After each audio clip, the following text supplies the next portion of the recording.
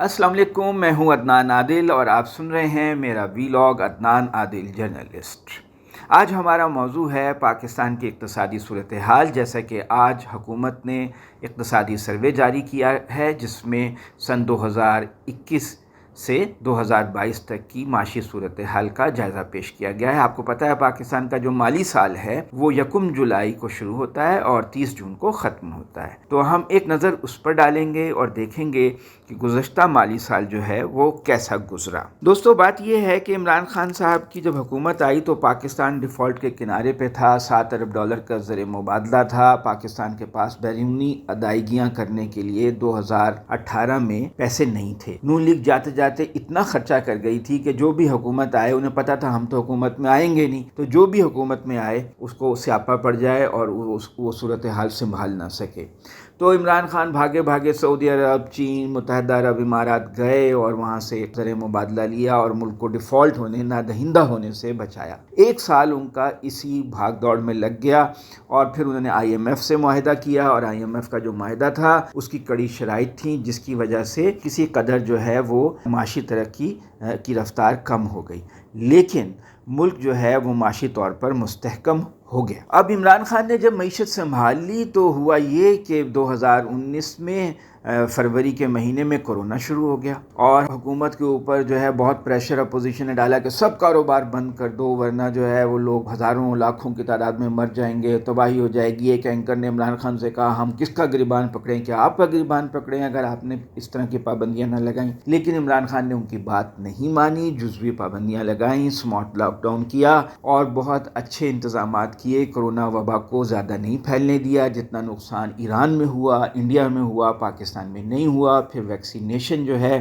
وہ مفت کی گئی، لوگوں کو ہسپتال بنائے گئے عارضی طور پر جہاں پہ ان کا علاج ہو کورونا کے مریضوں کا، تو بہت اچھی طرح حکومت نے اسے ہینڈل کر لیا۔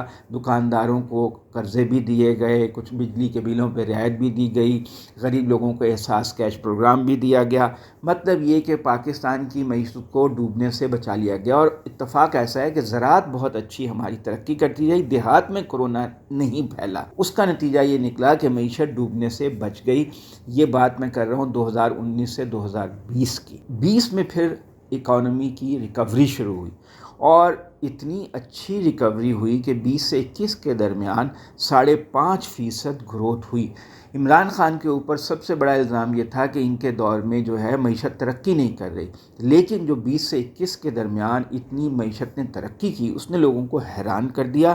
خاص طور سے صنعتی ترقی تیز ہو گئی اور ترسیلات زر آنا بہت شروع ہو گئیں۔ باہر سے جو پاکستانی تھے انہوں نے پیسے جمع کرائے روشن ڈیجیٹل اکاؤنٹ میں ڈالروں میں، اور انہوں نے پاکستان رقوم بینکنگ چینل سے بھیجنی شروع کی جس سے پاکستان کو بہت سپورٹ ملی اور پاکستان کی معیشت کا گراف جو ہے اوپر جانا شروع ہو گیا۔ صرف اب الزام یہ لگنا شروع ہو گیا کہ مہنگائی بہت ہو گئی ہے۔ اس کی وجہ یہ تھی کہ عارضی طور پر نون لیگ نے روپے کو اوپر رکھا ہوا تھا ڈالر کے مقابلے میں، مصنوعی طور پہ ڈالر بیچ عمران خان کی حکومت نے وہ پالیسی بدلی جس کی وجہ سے روپے کی ویلیو کم ہوئی۔ 120-22 پہ چھوڑ کر گئے تھے نون لیگ والے، عمران خان کے دور میں یہ 170-72 تک پہنچ گیا۔ اس سے درآمدی چیزیں ہیں جو باہر سے آتے ہیں ذرا کہ اچھی خاصی مہنگی ہو گئیں، تو مہنگائی کا بہت شور ہوا اور کورونا کی وجہ سے اس دنیا کی سپلائی لائن ٹوٹ گئی تھی، تو اس کی وجہ سے بھی چیزیں مہنگی ہو گئیں۔ دالیں ہم آسٹریلیا اور نیوزی لینڈ سے منگواتے ہیں، پیٹرول باہر سے منگاتے ہیں، گیس باہر سے منگاتے ہیں،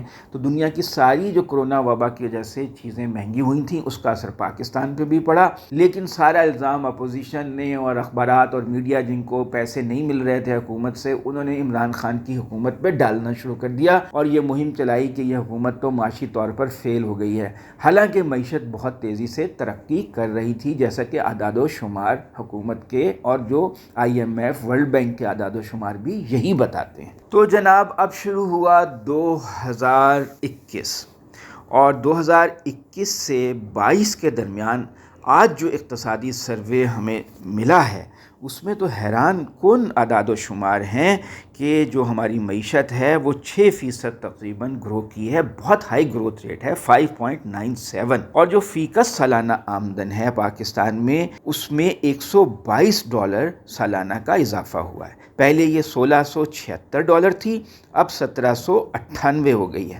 آپ یہ دیکھیے کہ یوکرین کی جنگ کی جیسے مشکلات آئی ہیں، کرونا وبا سے اکانومی کو مشکلات تھیں، اس کے باوجود یہ ترقی ہوئی ہے۔ خاص طور سے آپ یہ دیکھیے کہ جو لارج سکیل مینوفیکچرنگ ہے، یعنی بڑے پیمانے پہ جو چیزیں تیار کرنے والے صنعتی کارخانے ہیں، ان کی گروتھ 10.5% ہے۔ خدمات کے شعبے میں 6.25% گروتھ ہوئی ہے، اور سرمایہ کاری 16% کا ہدف تھا لیکن 15% رہی، یہ بھی بہت زبردست چیز ہے۔